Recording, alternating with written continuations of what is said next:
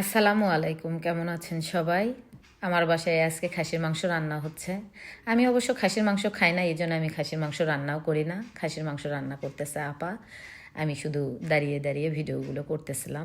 পেঁয়াজ যখন বাদামি কালার হয়ে আসবে, এর মধ্যে দিয়ে দিবে আদা, রসুন, জিরা বাটা, তারপরে দিয়ে দিল তেজপাতা, দারুচিনি, সাদা এলাচ, কালো এলাচ, দিয়ে দিয়েছে হলুদ, গুঁড়ামরিচ দিয়ে সুন্দর করে নেড়েচেড়ে যখন তেলটা উপরে উঠে আসবে, তখন খাসির মাংসগুলো দিয়ে দিল।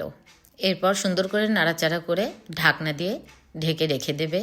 আবারও মাংসটা কষে নেবে। সুন্দরভাবে কষে নিয়ে যখন কষানো হয়ে যাবে, এর মধ্যে দিয়ে দিবে লেবু।